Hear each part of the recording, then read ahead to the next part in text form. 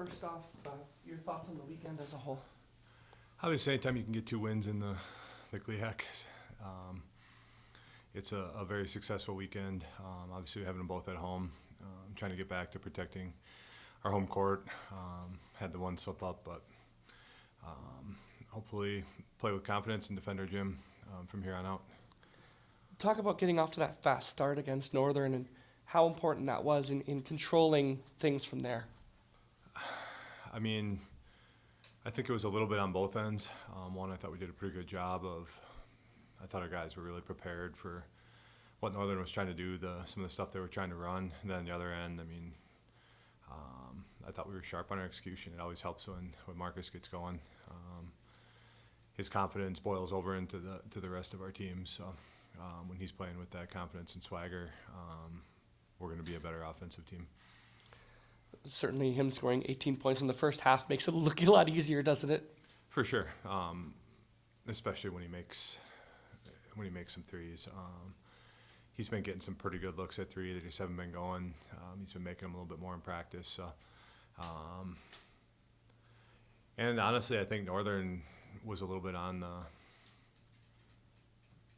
I mean, Coach Matt said that in some of his things, that Marcus is going to get his shots up, and we just need to keep him as an efficient scorer and not let anybody else get going. And to a certain extent, he was an efficient scorer, but I think that was their game plan to try to make Marcus beat him. Looking at how the second half of that game went, and then again looking at how things went on Saturday, how hard is it to stay in flow in the second half when there's so many foul calls and it just feels like it's a constant state of free throws rather than basketball? It's really tough, and some of that's just what teams are doing on us. I mean, they're frustrated. We're guarding a lot of what they do, so it turns into they're just going to try to space us out and put their heads down and go. And I get that it's hard to officiate. We need to do a better job of making it obvious that we're not fouling, and some of it is when we get going offensively. I mean, that's been the recipe over the years, is to grab and hold. Both those games we had leads at halftime, and I mean, to a certain extent, that's probably a little bit of the adjustments to try to get more physical and go from there. And you know what? As long as we're winning, we'll play whatever style we have to play. It's not always the prettiest to watch when it turns into that, but we've seen a little bit of that over the last couple of years in the Wood Gym, that when things aren't going well, that's what teams are going to try to do. You kind of touched on it after the games, but looking at the way Alex played, the way that Matt Schminda played, especially against Northern, getting those opportunities as guys that are coming off the bench, how important is that as you are in the second half of the year here? Oh, it's going to be huge. Teams are, I mean, you're seeing how physical these games are. Guys are going to get bumped up, have bruises, tired, all those things. There's definitely a battle of attrition, just staying healthy through these last 14 conference games. So the deeper you can go into that bench and the less beating that the Marcuses and the Gabes and the Dawsons have to take, the better. And the more being able to go 8 to 10 deep and even have 11 and 12 at your disposal if needed is a huge advantage. What do you like in where Dawson's game is at this point? Dawson's been very, very consistent offensively. I mean, he's a load down there. He's playing with a ton of confidence and getting to his spots. We still got to keep him out of foul trouble, but it's hard to really increase his usage and touches and the amount of time we've been able to play him. But if he can avoid a couple of those dumb ones, then hopefully we can continue to get the ball in there to him. Warren seems to be coming along really well. How nice is it to have another big guy that you can shift in there in those moments? It's huge having that length. I don't know that he's quite at Dawson's level yet in terms of how comfortable he is in some of the coverages, but he's a presence at the rim. I mean, he's really long and affects a lot of shots there. Both of them need to get more aggressive with their rebounding, but and Grant brings a whole new dimension on the perimeter, being able to pick and pop. So his continued development will be huge for us as well.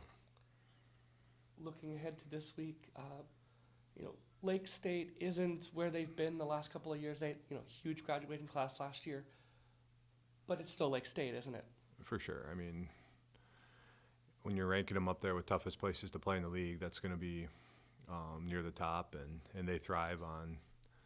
Obviously, they were very good last year with a veteran group, but they thrive on that underdog role, and they're right there. They're in every game. They played one of the tougher non-conferences as well. They were over at Duluth and St. Cloud with us. We had a chance to see them firsthand, and if you take them lightly for a second, especially in that gym, they can get hot and they can get you. So it's going to take a heck of an effort there. The same thing at Saginaw. Saginaw, again, another team there. A couple of their bigger guys have moved on. But what do they do well? They're just really talented, and what they can do is space you out and beat you off the dribble. They got a bunch of transfers. I think they're only got a couple losses. They've got some marquee wins. They've won at Grand Valley. They're a very, very talented team. They do some unique things offensively. There'll be a lot of switching and some zoning up, but offensively they got multiple guys that can really take over a game one-on-one and off the dribble. And it's the whole weekend. I mean, one of the main keys is just going to be, can you guard the ball? It's going to be huge for that. We talked about it Saturday, but Marcus reaches 2,000 career points. And that's an incredible accomplishment, especially given, the physical game that he sees night in and night out. For sure. It's the fifth guy to do it. It's, for one, you got to stay healthy and play a lot of the games. He was beat up in a couple of them, but I mean, it's a lot of points. It's been pretty spectacular getting to watch him to do it. There's been obviously some struggles early in his career. He's battled through it. He's stuck with it, and it's been awesome. As an assistant, I recruited kind of Nate and Dodge in that, but that Josh and Marcus, those are kind of the first calls after Coach Luke retired. I'd come do this, and they were kind of the first ones to commit, knowing that I was going to be the head coach for sure. And it's been a fun journey with them, kind of from the learning process when they were young all the way through to now. Did you know that he's awfully close to where you are in the career? Oh, he's passing that. Hopefully, it'd be awesome if it was this weekend, but no, for sure. We'd have to make a pretty deep run for him to probably get a chance at Monroe's, but no, I think me and Bowinski are not going to last much longer from where we're at. So, what does that mean to you to be able to coach a kid who's, that close now?